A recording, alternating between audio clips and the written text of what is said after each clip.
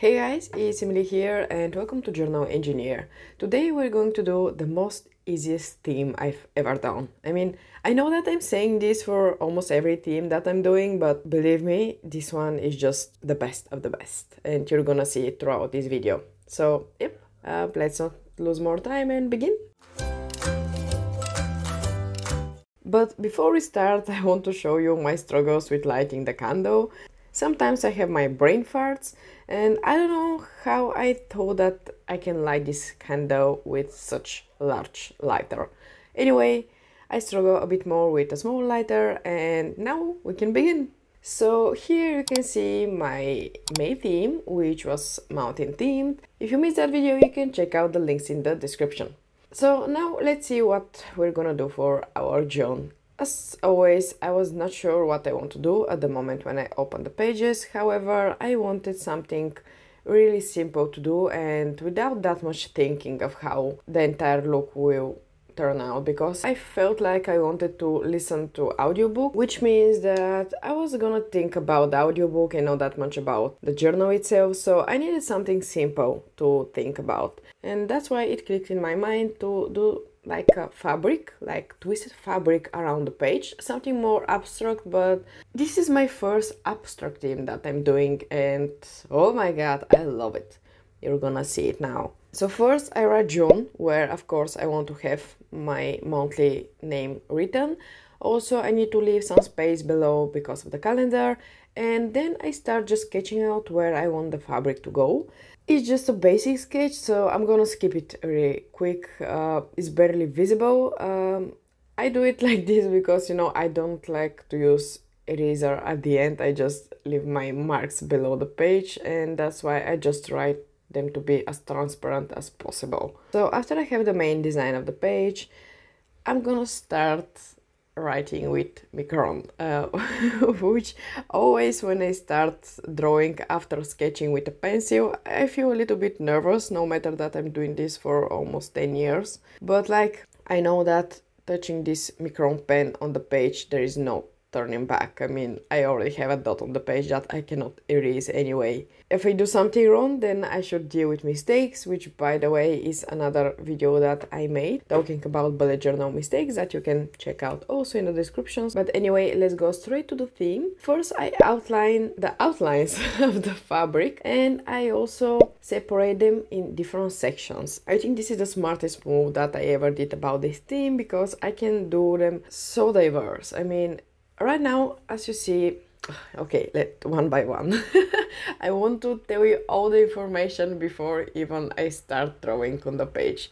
Anyway, so first I draw the outlines here and then I separate them in different sections, which means that in each different section I'm gonna have a different direction of the lines. First I start doing the lines that are wavy but like short waves, if you can see this, and then I start to make them a little bit longer and a little bit straight than before, and then I finish with this intersection. After that I continue with the other intersection that I did, and basically I do the lines totally separated from the last one. I don't think how they're gonna be looking together, if they're gonna look good, if they're gonna look coherent. I just start drawing lines. Of course, because I want to represent this movement of the fabric, this light movement, like you're watching a ballerina, for example, I always try my lines to be wavy as possible.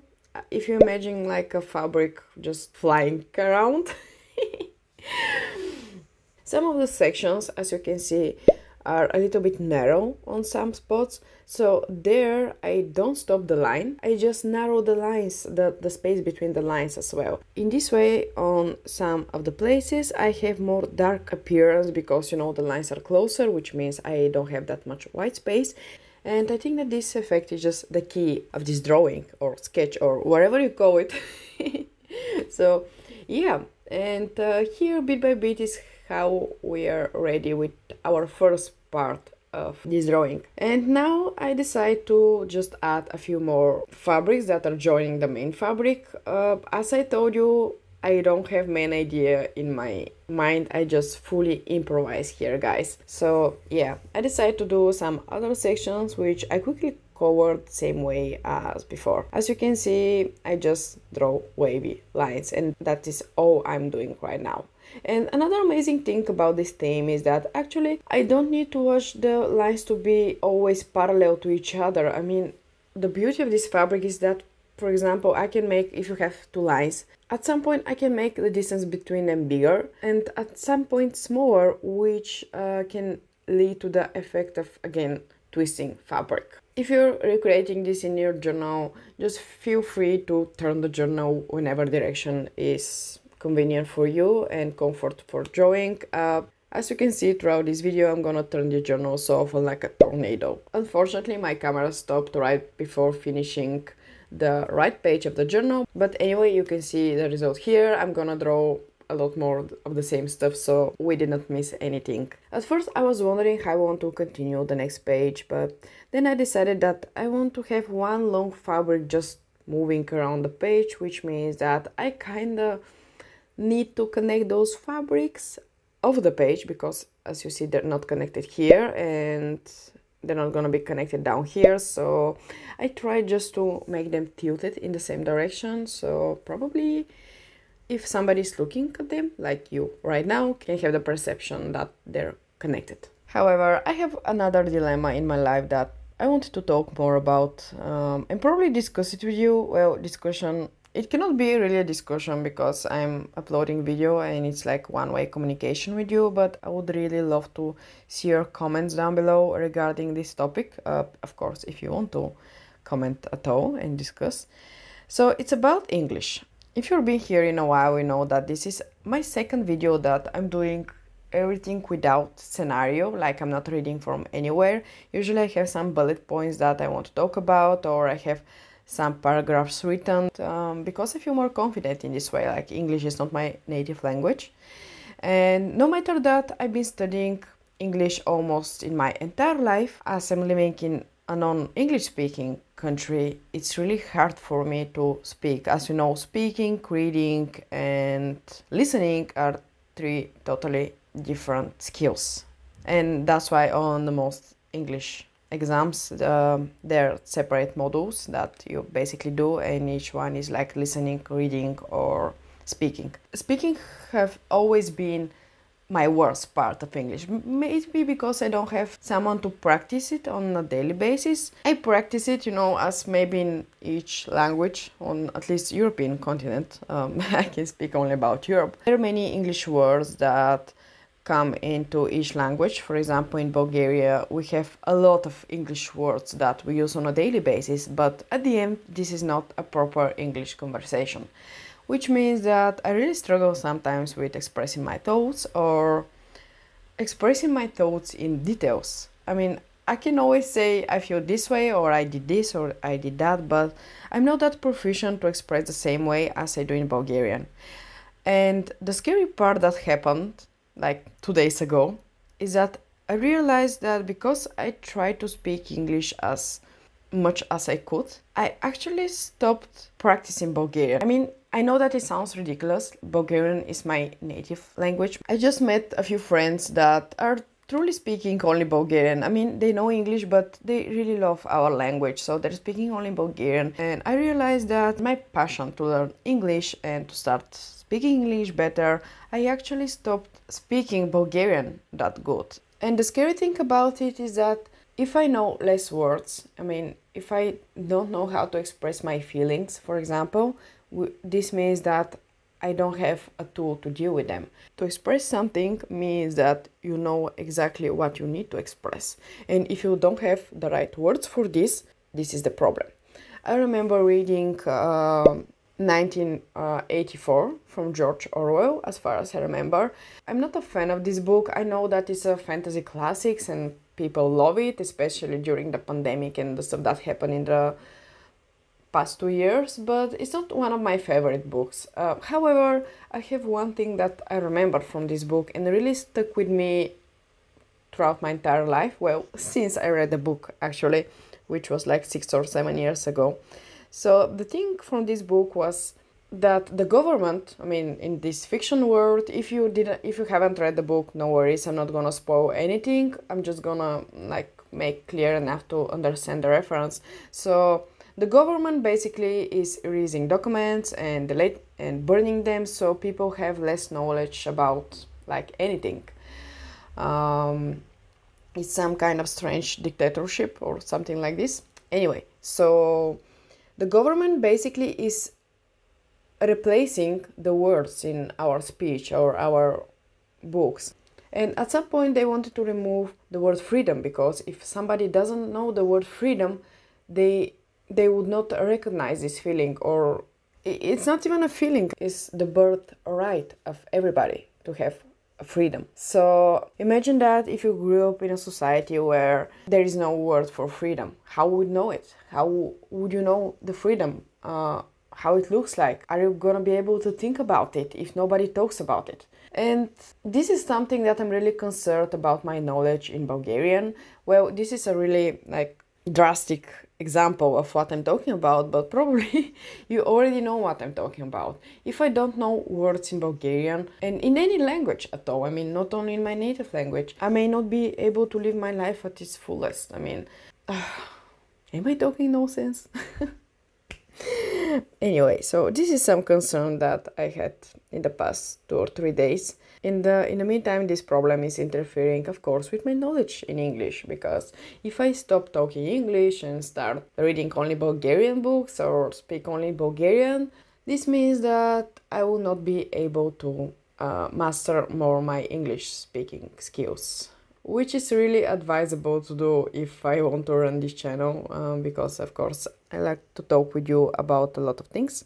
But this is a dilemma probably that I need to resolve on my own. I just wanted to share it. If you have separate dilemmas, or I don't know what you think about them, like not knowing important words of your language, if you have anything to add in the comments, I would love to hear it. I mean, just if you don't, just thank you for listening. So in the meantime, we also finished our cover page with June, and now we headed to the monthly planner, where I'm gonna do a typical monthly planner, nothing more to add. I'm gonna have a goals field, like a field for the next month, and also I'm gonna have another new field, which I'll call slow down. It's replacing the brain dump. They basically serve the same purpose as before, but anyway, slow down is about organizing my life in general. As you can see, I'm facing some kind of stupid dilemmas. They're not that stupid, but probably comparing them to the world hunger and, you know, those global problems, they're like, like little flies that fly around. But anyway, I truly believe that the happiness of the world depends on each individual that is living in this world. So if I'm happy, I can make somebody happy, and I can make the world a bit happier place. So this field here is about my plan, how I can slow down my life. Since I turned 18, which happened around 2016, as I remember, I have a feeling that I just drive in a fast lane of life. I mean, everything happens so fast, like just in a blink of an eye, I finished my bachelor degree, and now I'm enrolling my master's.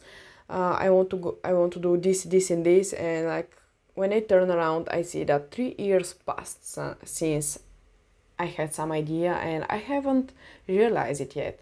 So I'm looking constantly for ways to slow down my life and to be more meaningful. I'm trying bit by bit, but I decided to dedicate an entire page. I have no idea how I'm gonna use it. Probably it's gonna click through my mind. The next interesting page that I'm gonna do is a food tracker. Well, I'm replacing the social planner with a food log. This is another topic that I want to talk about. Oh my god, guys, a lot of topics today.